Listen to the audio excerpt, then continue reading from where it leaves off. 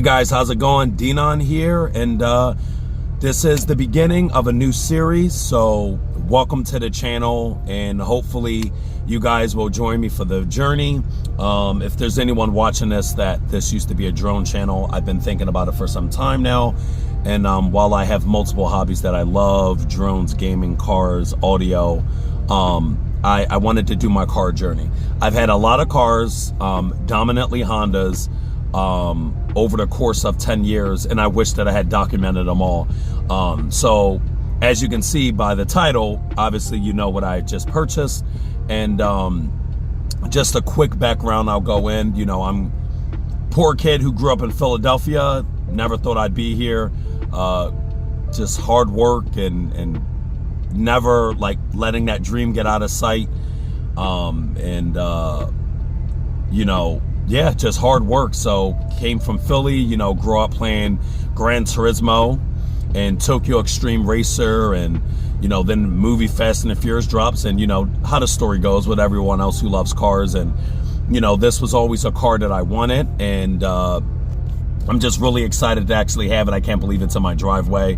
I have other cars that are going to be featured on the channel, but I just felt like this was a special time. This was the time to start this journey and hopefully take people along with me, and not a bash at all to other YouTubers or anything, but a lot of the YouTube channels are bigger. I know a lot of them started, you know, from the bottom as well, but a lot of them are bigger, especially on these types of cars. And you know, you watch them and they just do things overnight, and you know, I just wanted to show a more realistic, not that theirs isn't, because I'm sure they started low too. I just mean a lot of the car channels are already starting from that height, and so there's some out there that started from the bottom, and I just wanted to share my from the bottom experience.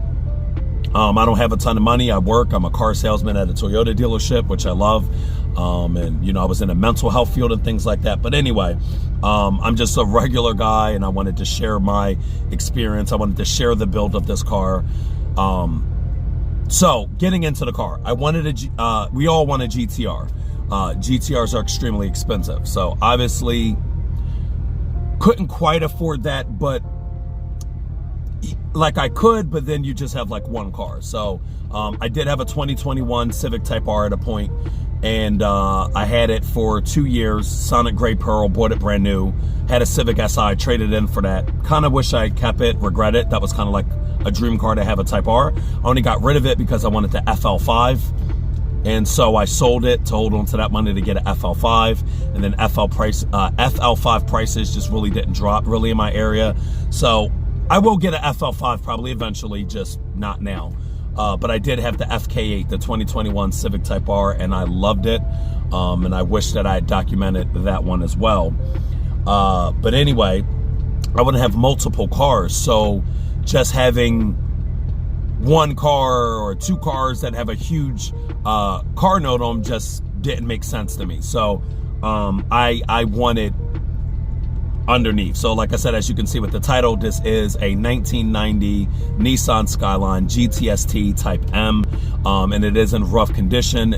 So I was able to get it at a lower price. Originally, I think the owner wanted 15 grand, and he lowered it to 14. And then we settled on 12,500. So that is what I paid for this car. Any questions you have below? There was a different DMV process. I am in Pennsylvania. There was a different DMV process for registering like an import car like this. To my knowledge, or from the paperwork, I'm second owner to it in PA. And yeah, it's a little rough. Already started doing little things to it. So like when I got it, the floors were really dirty. You know, there was like brown dirt all over it. It seems like it's been sitting. It had kind of like that musty sitting smell. The seats had stains on them. I mean, they might still have some left. It's an old car, but I definitely did like shampoo the seats. I used my drill bits. I did clean the interior. The steering wheel was really old and grimy and dirty. I used my buffer with a certain pad to kind of file the steering wheel down, smooth it out, and then I repainted the steering wheel matte black because it looked really bad. You know, wiped down the whole interior, cleaned everything, wiped everything down. and really just clean the floors. When I get my cars, I like to make sure they are detailed first, like inside and out, door jambs, like everything's detailed. So right now it's at least clean. Everything's wiped down. We're going to get to it soon. This is just my first video, so I wanted to give you guys a little bit of a background before getting into the car. I will have the other cars featured on here, the S2K, the CRZ. There will be other cars featured on here. This will just probably be the main one. So yeah, let's get into it. 1990 Nissan Skyline GTST Type M in rough condition, and hopefully you guys can join me and the journey of getting this fixed. I mean, I'm coming from Hondas. I've done my research, but this is going to be a new experience for me. Everything's going to be new for me. I'm not like a mechanic. I'm a do-it-yourself guy. I've learned everything. I do have a friend that is probably going to help me along the way as well, who's a mechanic and, has more experiences. I want to get these things in car shows and things like that. So hopefully you guys can join me for the ride. That would be great. So any love, any likes, any comments, any questions, any advice from this point on is all welcome. So let's get into it, guys. And here it is. Here it is, guys.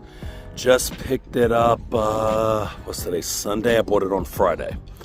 Like I said, paid $12,500 for it. It is totally unmolested. No aftermarket parts on it.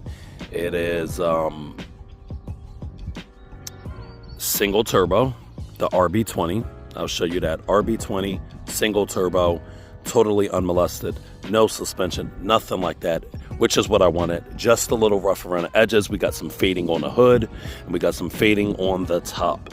Other than that, I'm okay with it. Like, let's get to the imperfections a little bit.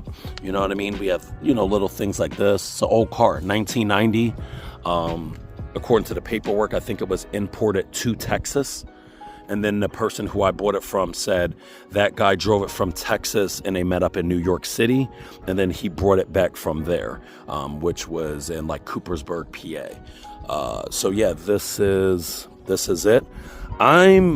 So as you'll see as we go along, I'm big into like detailing, restoring, making a car look like it did when it came off the showroom floor with a little bit of OEM plus added to it. So when I seen this and seen the fade, the fadedness and things like that, it actually just got me excited because I'm going to be, restoring this.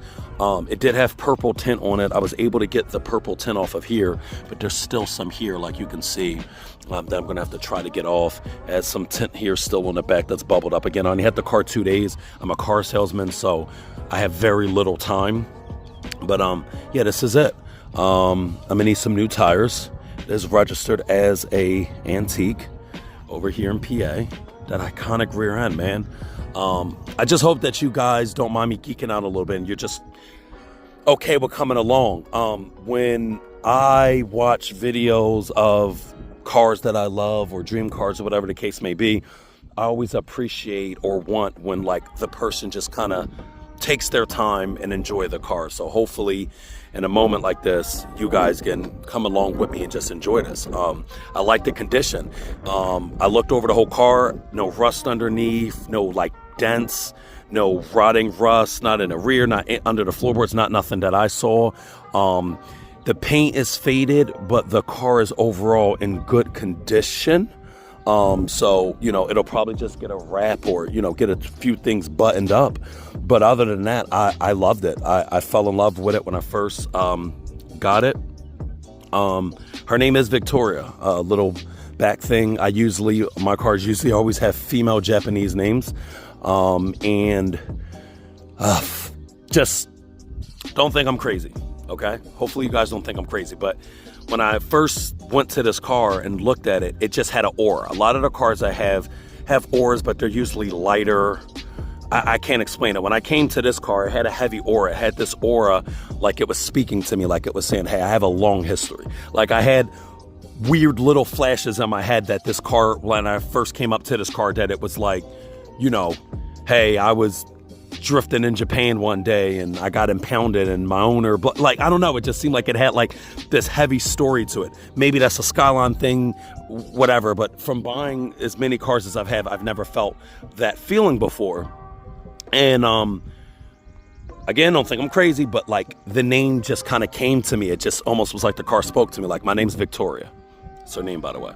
I usually go with a Japanese name, but it just seemed like that was the name. So as I got home, I'm like, I'm gonna come up with another name, right? You know, and I couldn't. Victoria just stayed in my head, and my daughter's like, Daddy, you know, what are you gonna name her? She knows I name all my cars, and I'm like, I don't know, nothing's coming to me, and nothing would come to me but Victoria. So I was like, you know, it feels pretty natural, so I'll go with it. So I felt like she was calling the shots. And when I was sitting there as the guy was talking to me, I'm kind of like phasing out a little bit. I'm kind of like dazing out and having this connection with the car. And at the time, I didn't know I could get it, right? I wasn't sure I could get it. There was another gentleman who pulled right up in the Wawa parking lot while we're looking at it. And he's like, oh, me and my son's been looking for one of these. I bought 3 JDM imports already, you know, I want it, you know, give me your number, and like tried to like buy it right up from underneath me. So I'm like nervous about that, you know, and I'm just like, okay. And while he's talking to me, it's just like, felt like the car's speaking to me. And it's like, the feeling was like, where are you going? Like, you know, I was like, all right, man, I'll get up with you later. I'll let you know, and it just kind of like the car was like, where do you think you're going? Like, you're coming with me. Not you're taking me, you're coming with me. And I thought that was weird. He drives off with it, you know, and I'm like, staring at it as he's pulling off, and I'm like, I don't know how I'm gonna get this, you know what I mean? But I pulled it together and managed to get it, so it made sense. And I kept having little dreams and stuff of it sitting in my driveway and things like that. And I'm like, okay, maybe I can get this. So it was meant to be, I feel like. Story time, or part 2. Getting this car was extremely hard. First, getting him down to $12,500, which he had already had it lowered. I think from the paperwork, he had paid like 17 or something like that for it, around there. And he was like, I'm already losing money. Then already lowered it from 15 to 14, you know, and, you know, he kind of like went ghost on me. I didn't hear from him. He said something had happened in his personal life. So then I got scared. He loved the car, so it didn't seem like he really wanted to sell it. The transmission went in his work truck, so then this was like kind of his car he started using for like the next 3 days. So I was a little scared that he actually wouldn't sell it. So he kind of just like ghosted me, and I'm like looking everywhere like, okay, can I find another Skyline? Can I get another one? Can I find one somewhere that I like this much? And I couldn't. And even when I kind of did, they were far away. They were already modified, and they just didn't have the aura that this one had. I felt like this one was supposed to be mine. And I don't know how to explain it. So yeah, he finally then gets back to me, and, you know, he's kind of reluctant about it. And he's like, okay, I'll take, you know, I'll take the 12,500. And then we go to get the car, and we get to the DMV. And then when we get there, it was just every step of the way. I wanted to give him a cashier's check. He didn't want to take a cashier's check. And I'm trying to tell him no bank has that amount of money in their vault. I'm going from bank to bank. They're like, we don't have it. So then he's like, fine, I'll take the cashier's check. Then he put the cashier's check in the wrong name. So then I had to get another one. And then this bank gave me $6,000. Another bank gave me $6,500. Another bank didn't have the money. So I had to drive to an even further away bank just to get the cash, because he wanted it in cash. He felt like the cashier's check wasn't safe. I was trying to explain that, you know, cashier's check is the same as cash. You can't make a cashier's check unless if you don't have the cash.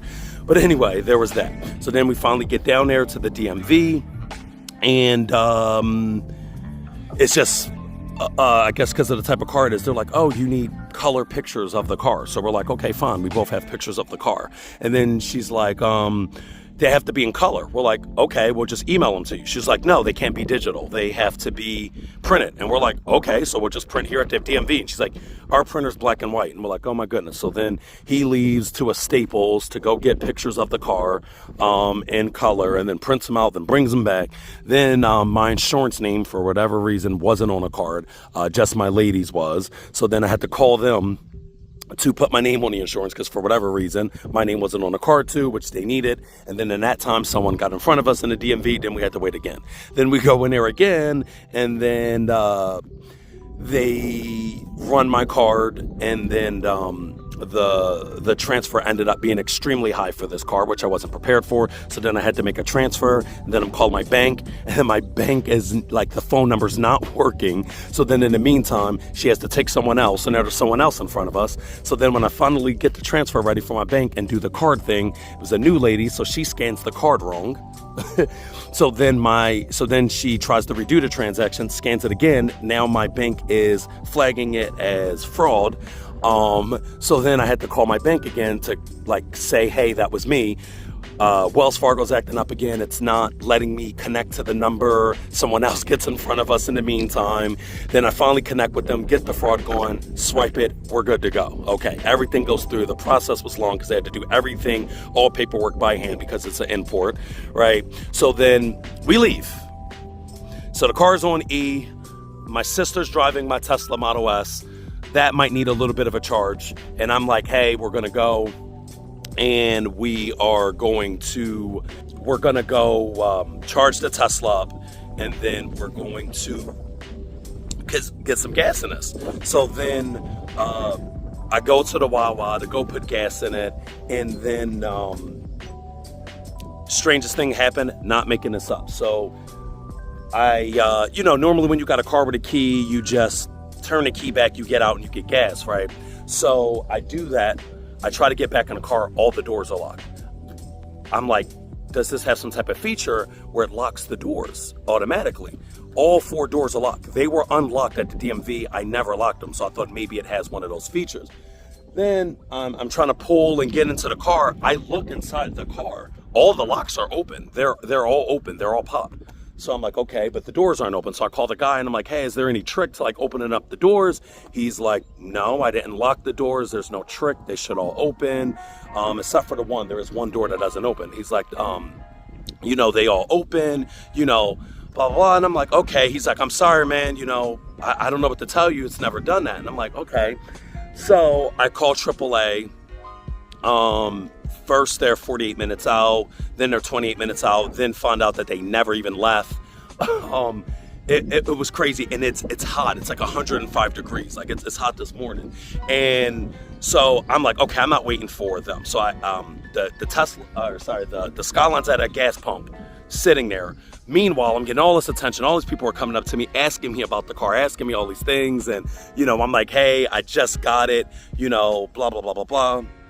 And then so I hop in a Tesla, my daughter's with me, my sister's with me, and I'm like, okay, let me see if there's a nearby, like AutoZone, Advance Auto or something like that. So then there was. I was like, I'm gonna go to Advance Auto and I'm just gonna have to get into the car myself. So I go to Advance Auto, I get like a old dipstick for a truck, so it's like super long. I get antenna for a truck, is super long and stiff, so I'm like, when I do open up the door, I'll have something in there to, get it. And when I get that, and then I get a screwdriver so I could, pry the window open. They are frameless, so I was able to, get in there. So I'm getting in the door, I'm going through the door, right? And I pop everything out, and then I'm looking, I get the antenna through there, and I hit the unlock button. The power unlocks don't work. And I'm like, what? And I'm looking at them, and then, like I said, that's when I realized all the locks are popped. They're all open, so it should just open up, but it doesn't.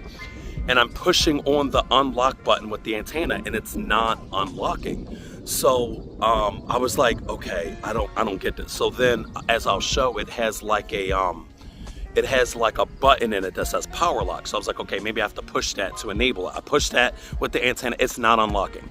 So then what I eventually just do is I just go to the passenger side and I just pry the window back a little bit, and I shove my hand in there, my whole arm, and they're like really, really hard, get it in there, it hurts, and I just pull the handle and the door opens up. So then my sister's like, well, it's all power, maybe the battery died. The battery had died previous to it because there's like a Toyota Prius battery in there that I got to get switched out. So my sister was like, maybe it's dead. So like, it's not like an old car. Maybe it's dead. When you hit the power lock, there's no power. It did just die before you jumped. I'm like, you're right. So I go to start the car and it starts right up. And I'm like, so you weren't dead. You weren't dead. Okay. All right. Maybe this is a Christine moment. Shout out to anybody who know that movie.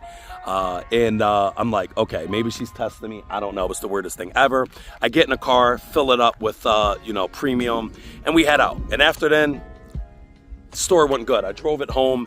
Everything was smooth. We were in a congested, busy town. People are yelling and loving the car, and you know, as I'm driving past and whatnot. But everything went smooth after that. Well, other than I'm behind my sister. She's driving my Tesla, and I'm behind her in the back road, and I see it like swerve off, and I'm like, what? So come to find out when I get home that my daughter gets motion sick, and the Tesla has a very smooth ride, and on the back roads too.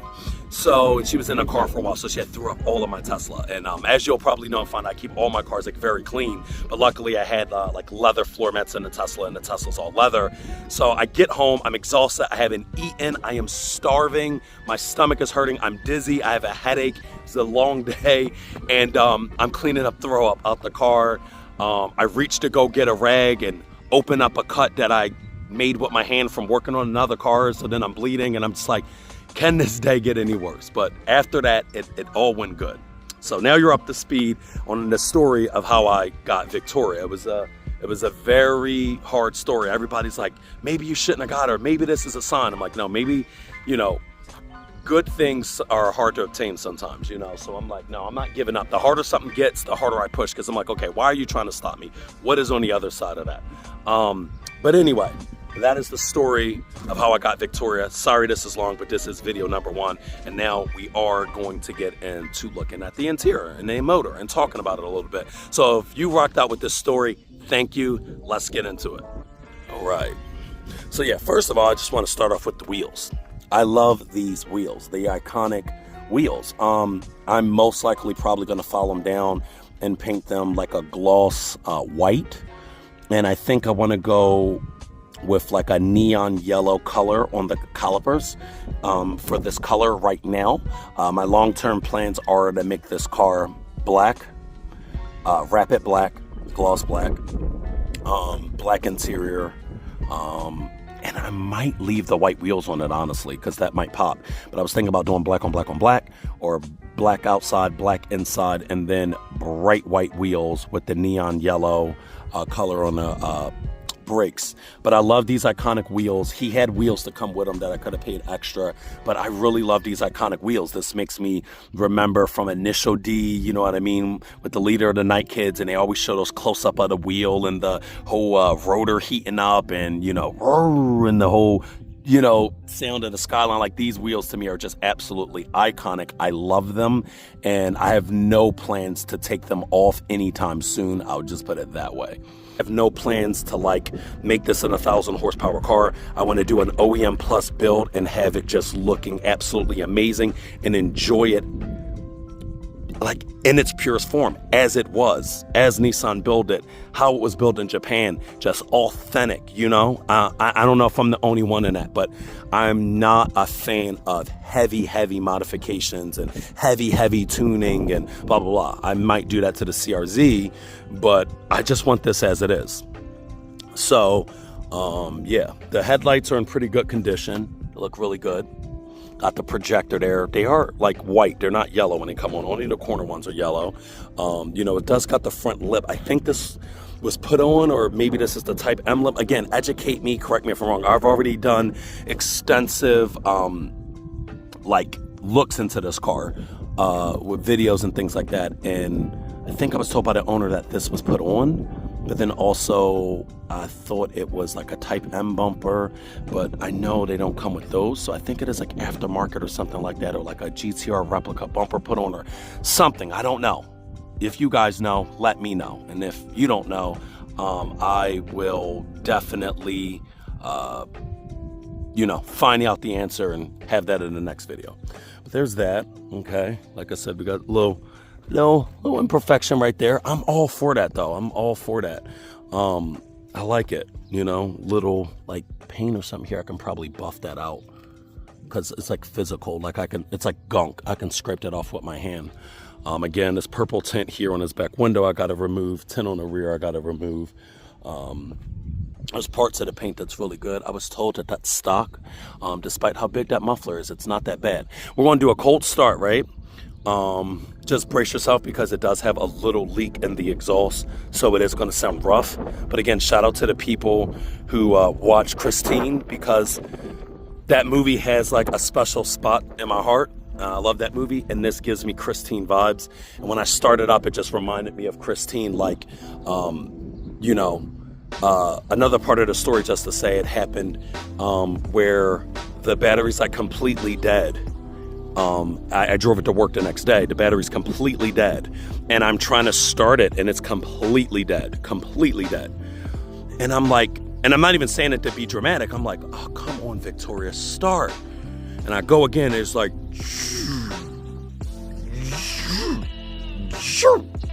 and I'm like, come on, start.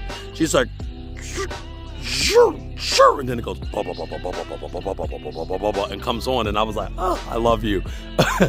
I don't know, that's just me, but that happened when I was at work, and I was like, you're taking me through it.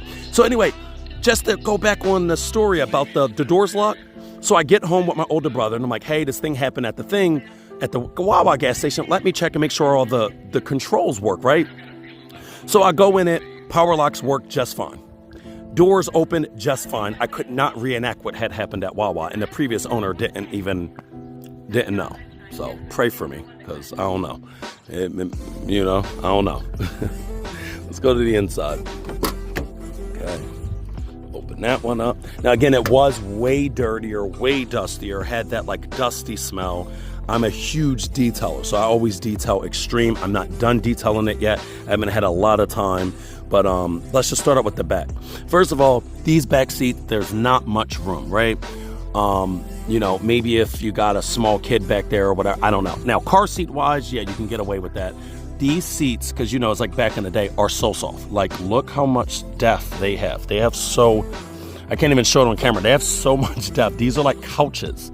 They're like straight couches. I can hands down say, even from newer cars, these are the most comfortable seats that I have physically ever sat in. These things feel like couches. They are so comfortable that I almost wish there was a little bit more room so a passenger could enjoy how comfortable these are.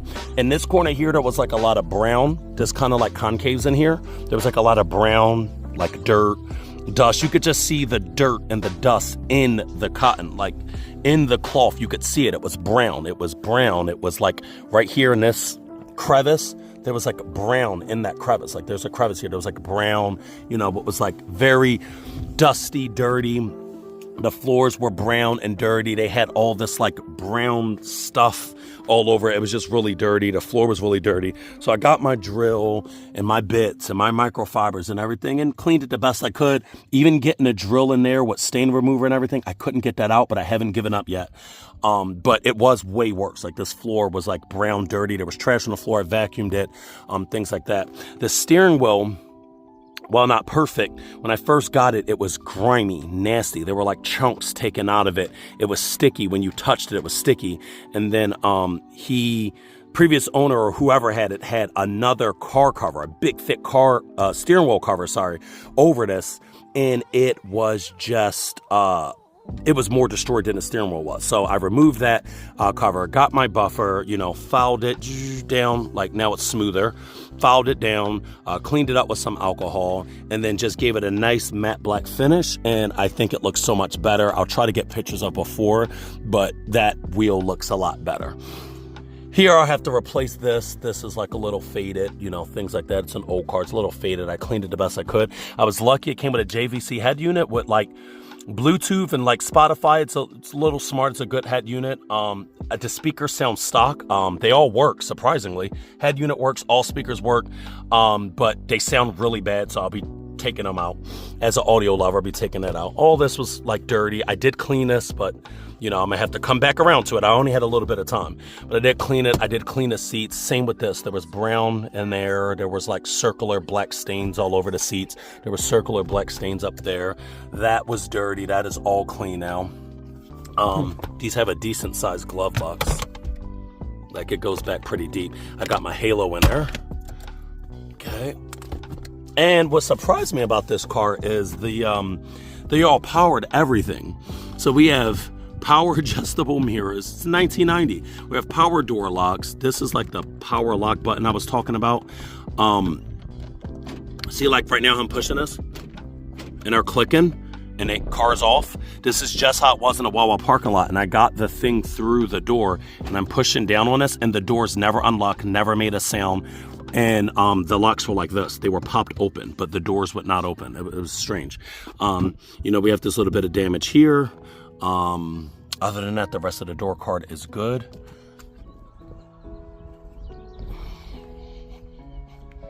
This is the door that doesn't open. I don't know how I'm gonna fix this, because how do you fix a door that's not open? But that door does not open. Oh, I unlocked it. 1 second.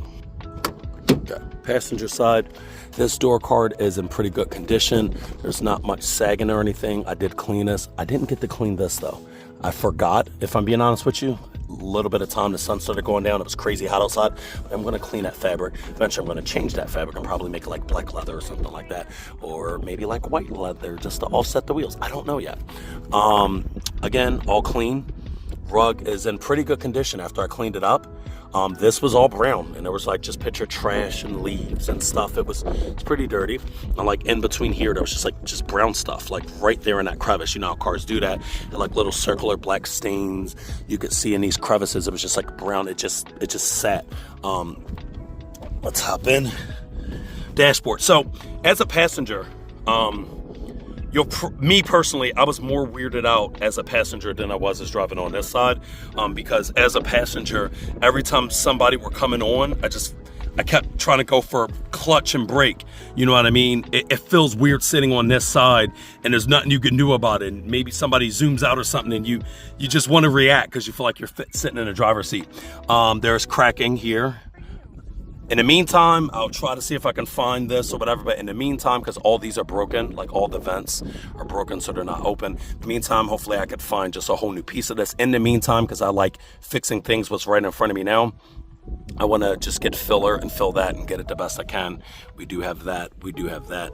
This is how I end up getting it for $12,500. When I looked at other GTST type M's or either other GTSTs that were in good condition, they were, at least in my area, they were 25 grand, they were 28 grand. They were kind of like between there, 25, 27, 28, 25, 25, 999. So I'll take a little bit of a project because I know I can fix all of this and enjoy myself while I'm doing it, versus getting something perfect. I genuinely want it. This was automatic, and previous owner said it was switched to manual.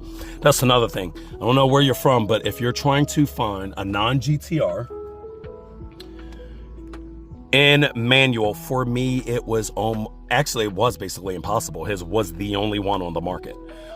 So yeah, that was a huge issue. I could not find one in manual. It drives great.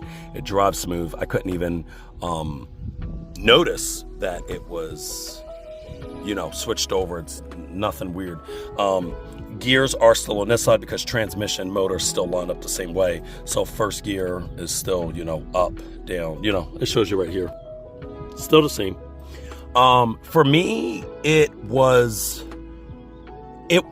natural. So like when I drove it, right, it was like different, yes, but it wasn't hard for me to adapt to. I was shifting, I was fine. Driving right-hand drive on the first time in a busy city that you don't know where you're going, and you're following maps and stuff like that. It made me learn quick. It was okay. But yeah, it was automatic, switched over to manual. It does have AC. You can do Econ on. You got all your switches. Surprisingly, mine does have ice cold AC. A lot of the Skylines didn't. Even GTRs and other ones I saw, they had no head unit in them removed. There was no speakers. They had the whole rear seats removed and stuff. I'm not into that. I want it as pure as possible. So this has ice cold AC, hot heat, a working head unit with, like I said, with some pretty good features in. I just probably got to switch out the thing. I don't know what goes here. I think it's that one thing that was only for Japan that speaks or something. Again, educate me. If not, I'll find the answer. This is your push button windshield wiper. I can't get my fluid to come out, so I have to check the nozzles, make sure they're good or whatever. But I think you push this and it sprays. I have full windshield wiper fluid and it's not coming off, but you can do that to do the speed. For your windshield wipers, just your front. These are your rear windshield wipers, your 4-way, and this worked with the stock radio, AM, FM radio. On the other side, we have, it's kind of odd, this button has the ability to turn your lights on. just like when you turn these on. So you could just push this and your rear and front lights will come on. You know, that's your vent thing, that's your air vent down there, that's your key. And when you remove the key out of these, instead of just removing a key, you have to turn the key all the way back and then push the button. Sorry, I didn't even show that. You have to then push the little button and pull it out. So like if you're here, you have to push the button and then the key comes out. When I first got it, I couldn't get the key to come out and I didn't know why. And I'm doing the push in, turn, and it's not coming out, and then realize I have to push that button and turn it out. Also, this does have the Hikes system that basically has the rear wheel steering. So the GTSTs, or I think just the Type M's, again, I forget if it's a GTST, like at that model has it, or is it the Type M. But anyway, it does have Hikes. There's a Hikes lock on it, and it's just basically a system that ever so slightly turns the rear wheels to increase cornering. Trying to think. I don't think mine has it. It was probably removed, but the Type M's are supposed to have that ability. It looks like it's there. I have to see where there's a lip in there that drops down to decrease drag, which I think is really cool. This car was really ahead of its time, but kind of reminds me of the 3000 GT in a way, because it had so many features that, like, there's so many things that could break. But yeah, it has the rear wheel steering, limited slip differential. So comparing this to the S2000, which doesn't have limited slip differential and all that, this feels like an all-wheel drive car. I actually had to look back on my my thing and say, wait, is this really rear-wheel drive, because it feels all-wheel drive. But I tried to get it to burn out. The LSD kicks in beautifully and it stabilizes. This thing handles well. It's very light. It doesn't feel like a heavy car. That is what got me. And then when I actually looked up the weight, I was like, okay, it's not really that heavy. Somewhere around 220, 225 horsepower and 195 torque for this RB20 single turbo. But let me get a cold crank for you. I'm just trying to take y'all through it the way I would want to be taken through it. I've seen a lot of videos and I didn't even get to learn about the car or what features it has. Speaking of features, look at, like, all right, so let's come here. You push this to open up your gas tank. You pull this to open up your trunk. Again, we have power adjustable mirrors. We have fold-in mirrors. This shocked me. Fold-in mirrors in 1990. Crazy. It's new cars that fold, but you got to put them in. Power locks. Power windows. We got one touch on the driver's side. All the rest are still powered, right? We have full adjustable seats. They're just manual. And get this, I just figured this out yesterday. This was insane for me. So here on the other side of this thing, there's one of these turn knobs on the side. It controls the bolstering. Like, that just makes me like, look, see how I made the bolstering go in tighter? How tight the bolsters are to hold me more.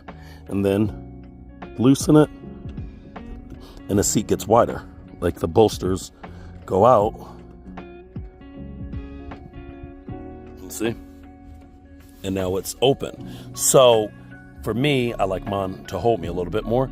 I was like, I'm not going to be in a rush to get rid of these seats, and they're crazy comfortable. They feel like couches. That is sick. Adjustable bolstering, like, come on, that was sick. Also, I did add a white LED light to that because it was yellow, and white LEDs are coming for that. But yeah, so I just wanted to take you around the features that I've seen with mine. If you're getting a Type M or a GTST, some things might be similar. Here's your turn signals. Yeah, that's about it for that. We got our plug-in air, and everything, like I said, surprisingly works. So that's great because a lot of them are beat. So let's do our cold start. I think I walked you around enough. Let's hit that. Clutch in. Again, there's a leak in the exhaust, so it sounds a little rough, but I kind of like it. Here we go. Start up, Victoria. Oh, yeah.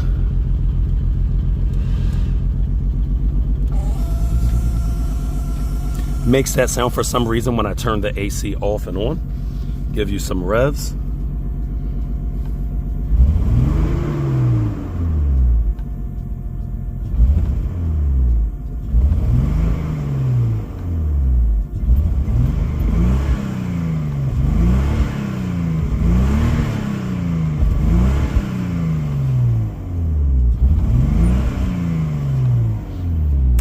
So I was told oil pressure gauge doesn't work, and that is very common in GTR, so I have to get that fixed. Your hike system light comes on there, fuel, you know. This is your turbo pressure gauge there, and it is in kilometers. And I think this car has, like, in miles, has 293 kilometers on it. So I think that's like, what, 190 miles, like something, 180, 190,000 miles. So she is an old girl, but she doesn't drive like it. Up here, we just have the thing. There is no mirror. I didn't get to detail these in the top of the roof yet. There is one there for the passenger. You got your 2 lights up front. Okay, that's the head unit I was talking about. And if I haven't hit like the apps and stuff, it has like Spotify and stuff. It doesn't have like auto Android, auto connect and stuff, but I'll take it. All right, that's the cold start. So I'm gonna get over to the hood. Let's pop the hood.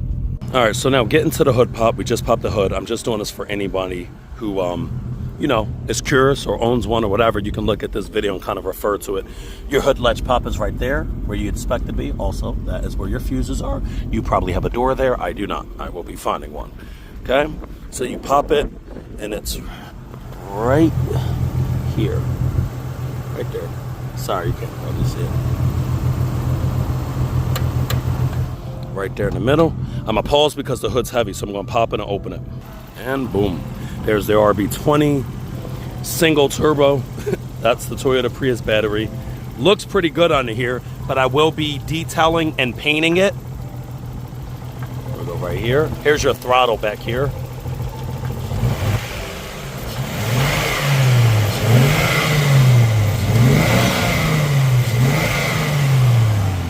She still sounds pretty healthy.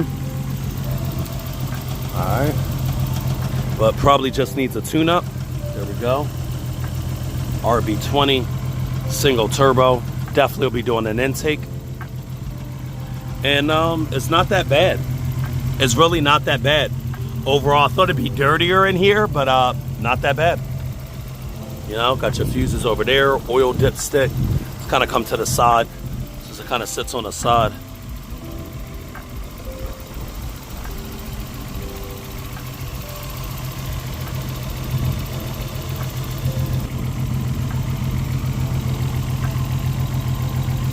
Inline V6, and I will be cleaning all this. Like, this is my specialty here, stuff like this and everything in it.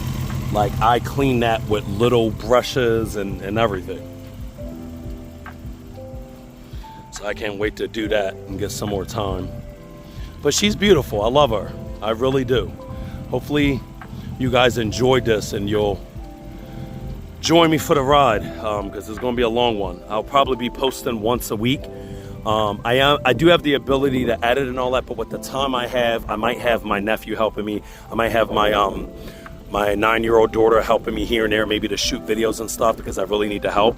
But I just wanted to give a heads up that, you know, I don't have a team or anything to do fancy edits and stuff, so it'll be pretty raw like this. So like I said, hopefully you guys just rock with me and join me. But this is the beginning of what this channel is going to be about. This is Victoria. I am beyond excited. But yeah, right-hand drive, if you want to know driving on a right-hand drive, it is different. But I felt like it's a little hard for me to really tell someone who hasn't driven right-hand drive, because for me, it wasn't, I adapted. It didn't feel too crazy. There are differences. You know, you got your rear view mirror, you're tilting it this way. You'll find that you'll drift a little bit because you want to be in the middle of your lawns, right? And when you're right-hand drive, you're like all the way over here, but your eyesight, you want to bring the hood of the car like this. So you might find you're straight like this, the whole car straight, but your vision's here, and you'll tend to drift because you naturally want to center it. But if you center it, now the left side of the car is going over the line. So you will notice you'll drift. Even when you get used to it, you'll tend, not crazily, at least not me, but you'll just tend to kind of like notice you go back over and you'll pull yourself back over. You'll notice yourself dominantly just looking at your right rear view mirror. and not your left, because we're not used to looking that far from our left. So it took a while to be like, oh, I'm on the left or right lane, but I kept just looking at this one, you know what I mean, instead of that one. I've only had the car 2 days and I already started getting used to it. Let me show you a few things. This is just crazy to me. Foldable mirrors, and they work. Like, both work. That's dope to me. Like, come on. All right, you know, we got, like I said, the adjustable mirrors, and you can adjust them and everything. Like, that is so cool. But overall, after cleaning her up, right, I don't think she's that bad. You know, I got to get, you know, new this. I know this trim is expensive and hard. Oh, I found it, but it's pretty expensive. It has a little bit of a chop to it because of that slight leak. But yeah, I think she'll be good after that. So yeah, if you guys watch this whole video, if you're interested in a Skyline, if you want to buy a Skyline, I bought mine off Marketplace. It was $12,500. That's what we agreed on. It's a GTST Type M, inline 6 RB20 single turbo. Again, correct me if I'm wrong. I'll put the numbers up like right now. But I think it's like 220 horsepower, 195 torque for this motor and trim. I was told that's stock. It has a little bit of chop to it. There's a little bit of a fuel smell, and I'm pretty sure it is a leak. Kind of like right in the middle of the connection, there's a bit of a leak. So there's a little bit of a chop to it. But actually right now it's sounding pretty good. So yeah, if you guys watched all this, thank you and welcome to the journey. My name is Dinon, and I just want to share, man. And if you watch this, thank you. Please like and subscribe. I'd really appreciate it. Appreciate all the support. Yeah, man, thank you. I genuinely like any support, any information, parts, websites, anything at all. I'm new to this YouTube thing. I'm new to the Skyline thing, and I'm happy, man. I'm happy. So thank you if you watched it this far, and you will definitely see me on the next one. I'm very busy with the job. I have a little 11-month-old and a 9-year-old, so I usually try to spend a lot of time with them. So, you know, I have very little time. I work long hours doing, you know, what I do. So I'm going to try to upload the best I can and keep you guys posted. Next thing is probably going to be me doing the extreme details, like hood, getting in there, like cleaning that out, bristles, wax, and stuff like that, cleaning the top of the roof liner, and probably removing the wheels, sanding them, repainting them white, and doing the brake calipers is probably going to be what I do next. Probably what I'll do next in the next video. I had to hold off on some things because I work fast, and I was about to like overhaul the crap out of this car. I'm like, oh shoot, I got to make sure I'm getting it for the channel. I can't waste the content. So again, guys, thank you if you watch this. God bless. Hopefully, if you're looking at this satisfies you, because when I was looking for this car, I wanted a video like this, just walking me through it, just take me about the car, just normal, not a Skyline with 1,000 horsepower cruising down Japan. Even though that's cool, but I mean, when you're trying to buy one, you want more of an intimate connection with the car that you're about to view. Another thing I wanted to say too, because I had this question. I am 6'2.5". I was concerned about how small these was, because if you see other videos, they'll say that they're small. That is the OEM steering wheel. If you get an aftermarket one, the aftermarket ones are shorter, so you'll get more thigh room, right? So with the Skyline, sorry, I almost missed this, you have a thing under here, and all it allows it to do is go back and forward. Forward will allow it to have your thigh sitting here, so it's usually better for me, and then back will lower it back, but it doesn't go up and down, right? So if you get an aftermarket steering wheel, you can shorten that and it'll fit better. When I get in this car, it's being 6'2", I can't get my leg in, so I kind of have to fold back like that,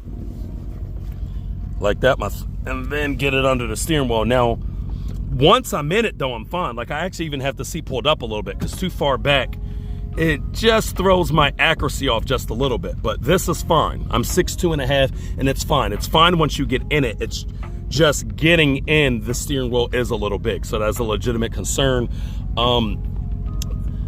My 6'4" brother hasn't gotten in here yet, so I don't know how that is. But if you are taller, I'd advise to try your best to see one. Because when I did this, I told the dude the truth. I was like, this is my first time. I heard they were small. I want to sit in it, see if it even works, see if I can even do this right-hand drive thing. You know what I mean? I have to see. And when I got in it, I was like, okay, I can fit. This is like similar to the S2000. But if you are taller, I would try to see one. Driver friends, maybe if you can get one. It might be a little tighter. I think even 6'4", you're fine once you're in the car. But most people, like me, eventually, you're gonna have to get a shorter steering wheel, because even though the steering wheel's not that big, but the car's just small enough where, like, if you're taller, it'll be hitting your knees.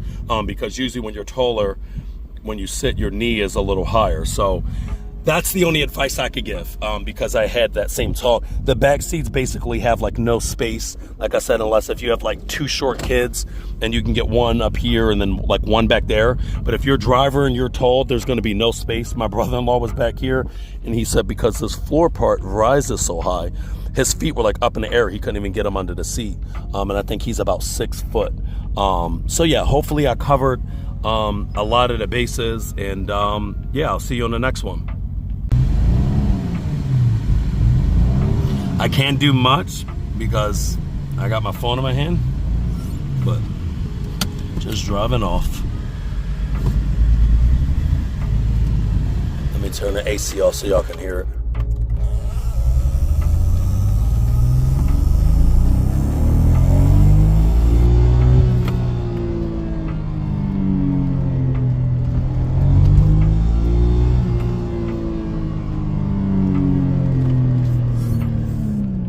Love the way that thing sounds.